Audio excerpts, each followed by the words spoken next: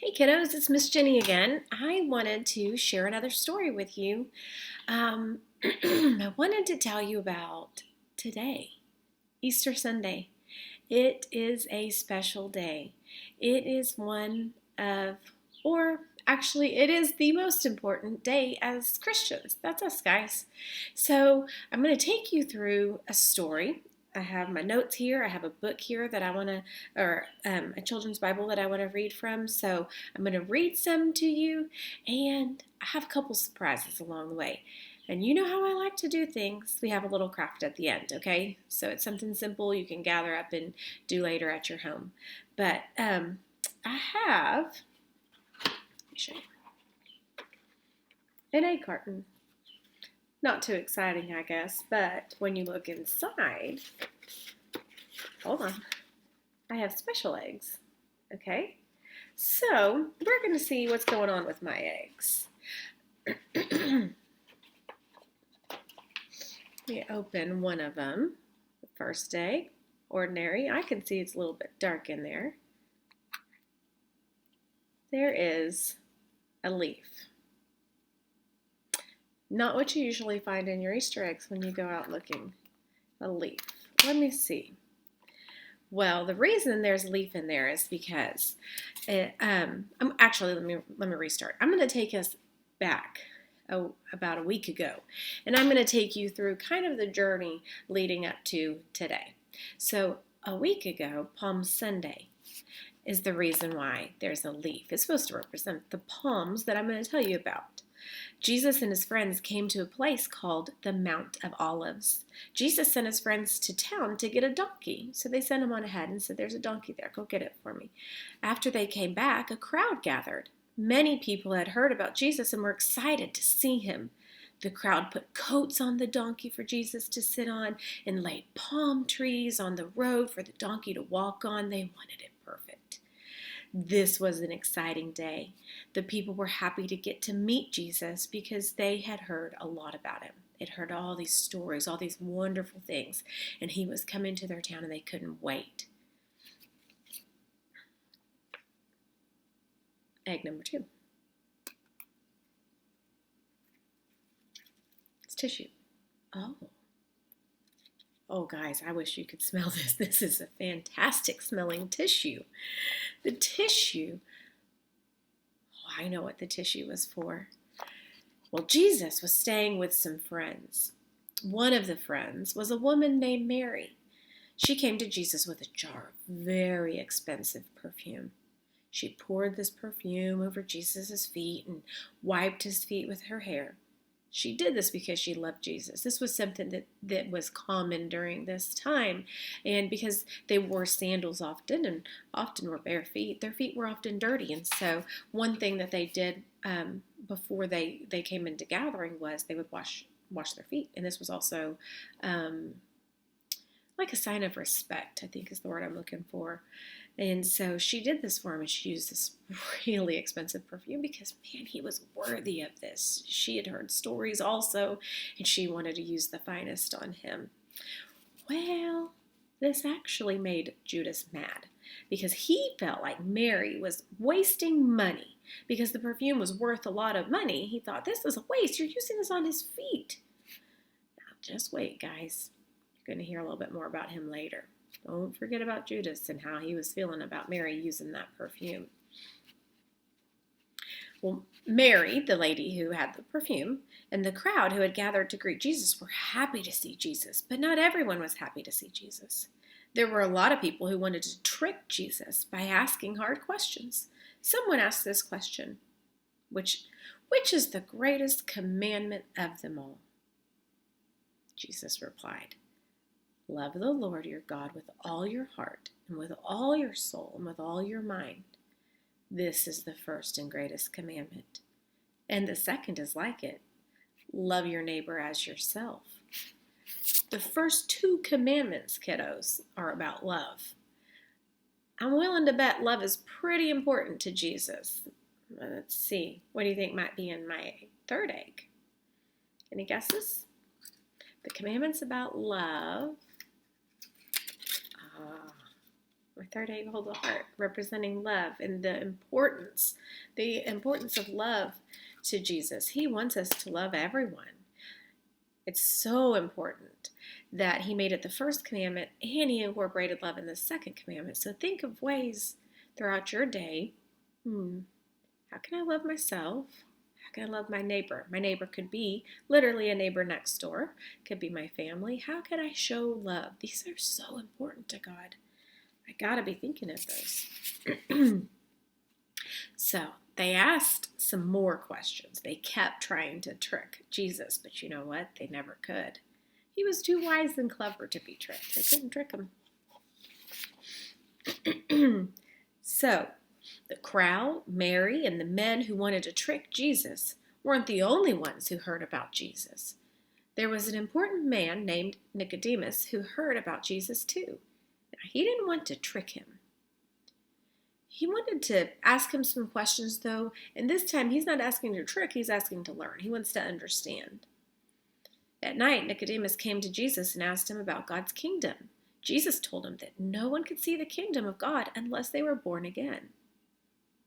This confused him. Born again? I was already born. How do I get born again? I turn into a baby and I'm born? I don't understand. So Jesus explained that the Holy Spirit gives birth to spiritual life. And that's what we have, guys. We have our spiritual life. Remember, by believing in God and trusting in Him and all those things that He's done for us, we have an eternal life. This can be confusing to understand. So it's always something, especially for little kids, and I remember being that way too. It's like, wait a minute. So I'm born again, and then I have this everlasting life, and but man, when you read through the Bible, the stories are incredible, and it's so worth believing in. But the other part of that is, it is confusing at times because it's something that we can't really see, and, it's not just right there in front of us, but we can feel it, and we can hear it, kind of like the wind. If I were to go outside, I could feel the wind. I can hear the wind, but I don't see the wind. But I do know it's there. That's like our spiritual life. Actually, I'll tell a story. Several years ago, Adeline and I were talking about something, and she wasn't real sure if she believed in it. And we just started talking about Jesus and how she believed in Him. And she said, "But Mom, I can feel Him." So she knows. I just know He's real. And that's how it is. So surely there's something in my next egg that has to do with this. The baby, born again. And again, it is sometimes when we're born into our spiritual life, it's like we're babies again. Not a baby like I could hold and wrap in a blanket, but a baby in that it's new. And I'm learning and I'm understanding that kind of birth, that kind of new. I'd like to tell you now about the Last Supper. And I'm going to go to my book that I have that I like to read through, The Last Supper. All 12 of Jesus' disciples were at the Passover feast. The 12 were, the disciples were all different. Some had more faith than others, but they were loyal to Jesus, all but one. Any guesses who that was? Maybe you can think back and remember. Jesus knew this disciple was going to turn against him, so he already knew it was going to happen. This wasn't new.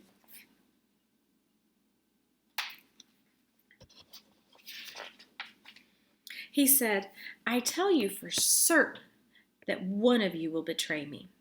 I will dip this piece of bread in the bowl and give it to the one I'm talking about." Jesus dipped the bread and He gave it to Judas. Remember Judas? He was the one who was not happy about the perfume. He was the one who was already not really understanding. And so Jesus knew who was going to betray him. Judas stood up. Jesus told him, "Go and do what you must do." The other disciples watched Judas walk away. They did not know what was going on.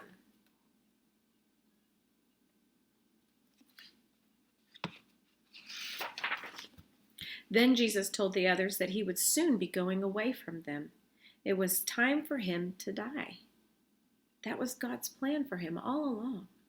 Then he told them that when he was gone, they must love one another as he has loved them. Listen to that, guys. There is that love again. He brought it up again. What did he say? Then he told them, when he was gone, they must love one another as he has loved them. He has shown them all this love. And he says, guys, while I'm gone, I need you to continue that love. The disciples did not want Jesus to leave them. Jesus said, you are very sad now, but later I will see you, and you will be so happy that no one will be able to change how you feel.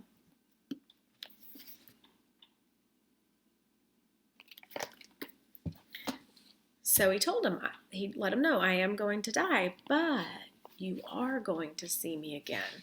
Now, can you imagine hearing that and wondering, what does he mean? I'm going to see them again. What? He's going to die, but I'm going to see him again, and we're still supposed to rejoice. Can you imagine what was going through their heads? All the wonderings that they had? Oh, I almost forgot my egg. Any guesses? It's a cup. So,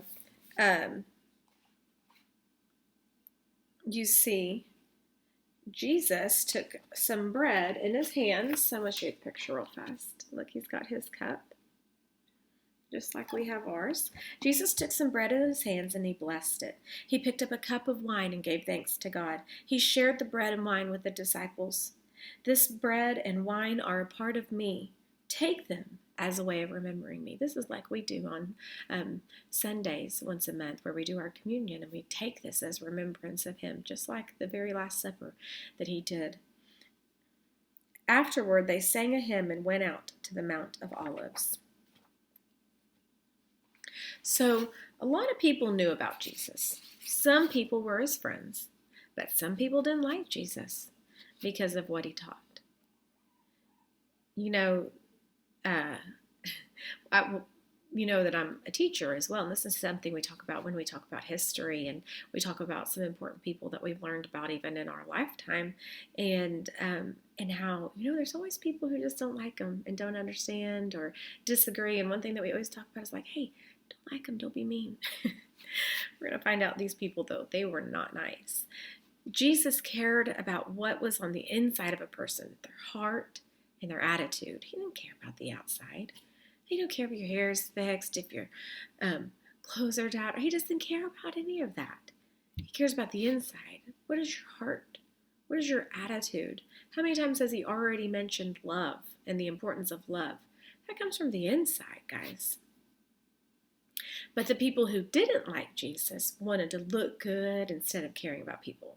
They wanted to have the best clothes. They wanted people to worship them. They wanted people to think they were the greatest. The people who didn't like Jesus didn't want to change. So they decided to capture Jesus instead. They paid Judas. Remember, that's the man who didn't like the perfume, and he's the one who left the supper. He was actually pretending to be Jesus' friend. I told you we'd hear about him again. But they paid Judas money so he would tell them where Jesus was. So they used Judas to help them. So they paid him what? They paid him money. They gave him money to tell them where Jesus was so that they could capture him. Let's go ahead and look ahead in my egg. Do you think there's anything in there? Surely there's going to be something in her egg. Candy this time? No, not candy. Flowers. Okay. We're going to have to read my book to see what this says. The title of this section is A Dark Friday. When I think of dark, it makes me think of sadness. Jesus and his disciples went into a garden on the Mount of Olives. Oh, they went into a garden. Gardens have Plants and flowers. That's why we have that. He went into a garden. Jesus walked into a grove of olive trees to pray. The others lay down on the ground and went to sleep. They just could not keep their eyes open. When Jesus came back, he called to his disciples, "Get up, let's go. The time is here for me to be taken."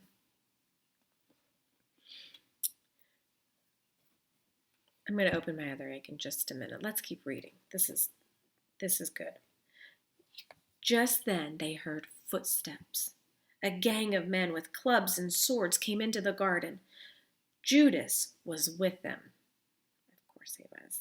He pointed out Jesus by greeting him with a kiss. So that was like a hello.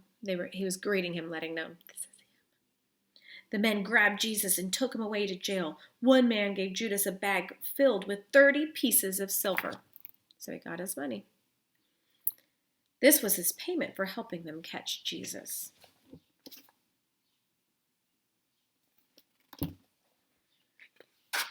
This is not feeling like a very good story, kiddos. I like happy endings.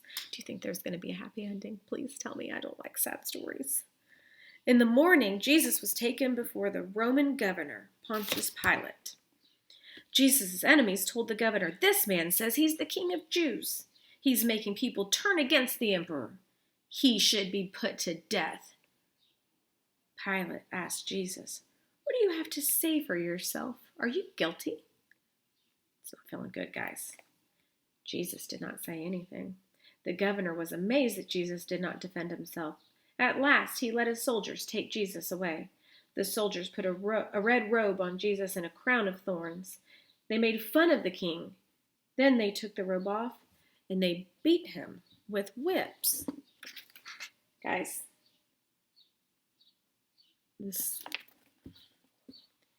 they beat him. So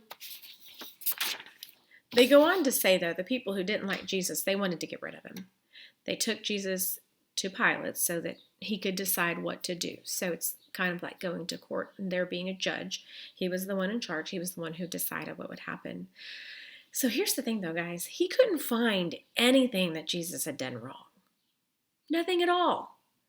But the crowd was angry and wanted Jesus to die. So he didn't want the crowd to be mad at him. Now, remember those people that we talked about, that they were more worried about what people thought and the way that they looked. So he was more worried about how he looked to these people, that he decided, I have to do what they want me to do. I have to say that he should die, even though he'd done nothing wrong.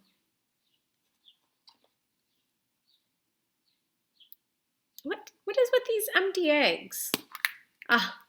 Oh, it's shiny. It's representing the crown and the jewelry, the royalty of the emperor, the things that he would have worn to remind us of that. All right, let's see. I'm going to go and open another one. There's a little rattle in there. Okay.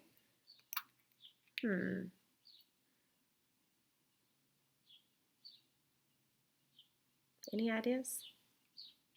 Stick. A stick. I don't know. Maybe we should go back to the story. So they took him to a place. There they nailed him to a cross. This was how the Romans punished people who had committed bad crimes. At noon, the sky turned dark. It was a dark Friday. I think the darkness is also those things that are happening to him. And it stayed that way until 3 o'clock. At that time, Jesus cried out, "Father, I put myself in your hands." And then he died. A crowd of Jesus' friends were watching everything from a distance. After they had seen the terrible sight, they felt heartbroken and went home. Guys, it was a very sad day. Jesus died on a cross made of wood. Kind of like our twig. Our twig is made of wood, right? It's from a tree. He had never done anything wrong. Can you imagine never doing anything wrong? I didn't do anything wrong, yet getting in trouble, especially the way that he did. Jesus didn't have to die. He could have called thousands of angels to rescue him, but he didn't. And he didn't call on the angels to help him for a very important reason. And that very important reason is you and me because of us. Jesus knew that his death would allow people to be free. Jesus loves us that much. He loves us that much that he died for all of us. Years upon years later, all of us. So those twigs represent the cross that he was on. And remember, they had whipped him and they had beat him as well. We need to take a moment and maybe just check out what's in our next egg. The Band-Aid. Okay, now just think about what happened to him. Why might we have a Band-Aid? Now, I don't know that they had Band-Aids in packages like this like we do, but why do you think they had a Band-Aid? What are Band-Aids for? I think you're right. The Band-Aid represents the bandages used to wrap his body before they put him in the special cave called a tomb. Let me read a little more of our story. It's a joyful Sunday. One of the people who saw Jesus die on the cross was a rich man named Joseph. He was from the town of Arimathea in Judea. Joseph was honest and brave. He was a temple leader, but he did not agree with the ones who had turned Jesus over to the Romans. He had heard Jesus' teachings and believed in what he said.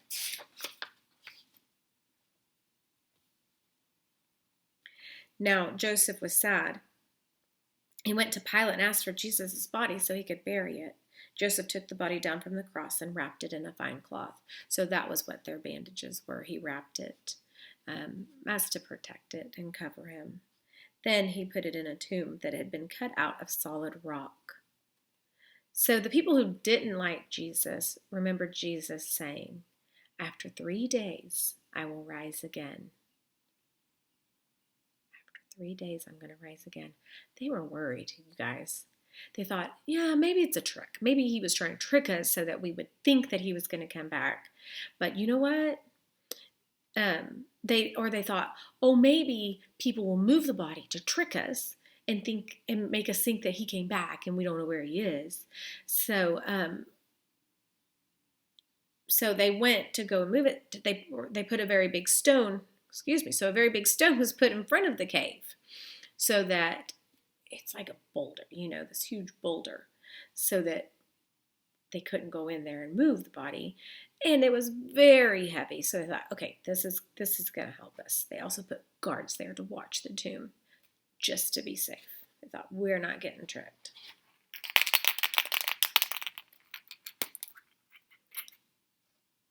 A rock to represent the big rock that was in front of the tomb. Remember, the tomb is, like I read a minute ago, it's like a cave. If you've seen a cave, it's a big rock, and it's got a hole that you can go in. And that's kind of what it was if we were to relate to that. Oh, I don't know if I showed you the picture.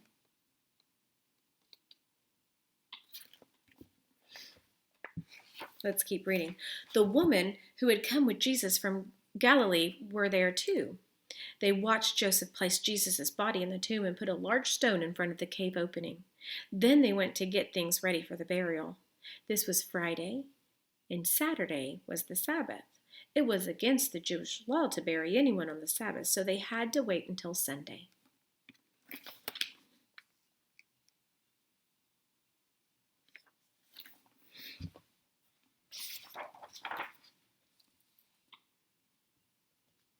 All right, so let's go ahead.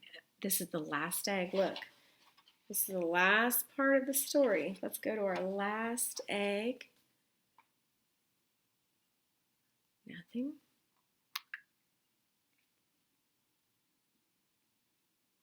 I wonder if that was on purpose. Maybe we should read the story and find out. On Sunday morning, Mary, Joanna, Mary, the mother of James, and some other women went back to the tomb. To their amazement, the stone had been rolled away. The women went inside. Jesus' body was gone. Suddenly, 2 men in shining white clothes stood beside them at the tomb. The women were afraid and they fell to their knees. One of the men said, "Why are you looking in the place of the dead for someone who is alive? Jesus isn't here. He is risen from death. The women left the tomb. They had to tell the 11 disciples right away. Why are you here? This is where people that die are. Why are you looking for someone who's dead when they are alive? Most of the disciples didn't believe the story, but Peter ran to the tomb. He looked inside. The only thing he saw was the fine cloth that Joseph had wrapped around the body of Jesus 2 days before. Notice the next one. Jesus is alive. Guys, that's why my egg is empty. The tomb was empty. He wasn't there, just like he promised. He makes promises to us, guys, and he follows through. Sometimes we don't always realize when those promises are going to happen, but in this time he did. He's told them exactly what was going to happen, and it did. And guys, he did that for us. So I hope you enjoyed that story. I hope you enjoyed all the week leading up to his death and then him coming back to alive and the tomb being empty. I hope you enjoy your Easter Sunday. But before I let you go, one thing that I want to do is I want you to take a minute, because I know this is something that we always do, and I forgot to do it at the beginning. I got excited to tell my story. But one thing we always do is we tell something good from the week. So I'm going to take a minute and I want to hear your good things. You tell it to me, tell it to whoever's there with you. What was something good that has happened? Something that made you happy?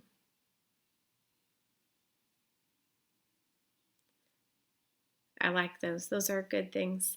You know, I've had a lot of good things. I think that getting, even though, you know, like we talked last time out with you, these uncertain times right now with being quarantined, just getting to hang out though with our family and getting to do more things together because we're not as busy. That's my good thing right now. One of which to include, Adelaide and I last night worked on our craft that we wanted to show you so that you can do. So all you need is a paper plate. If you don't have a paper plate, then a piece of paper is just fine. Get what you have, it's fine. We used paints, and we didn't have the same paints that our picture showed us, so we just used what we had, and then some construction paper. If you don't have construction paper, you can use paper and color it. Or don't. You could paint it on there, whatever you have. Also, I do know crayons, markers, they work on paper plates as well. So we made our He is Risen. Now, I didn't do a hand because my hand was kind of big and it was going to cover up all of the painting. So I just did a cross, but we did her hand and we just wrote He is Risen. So if you want to, here's the fun little craft for you to go along with our lesson. All right, guys, I love you. Have another great week, and I'll talk to you later. Bye.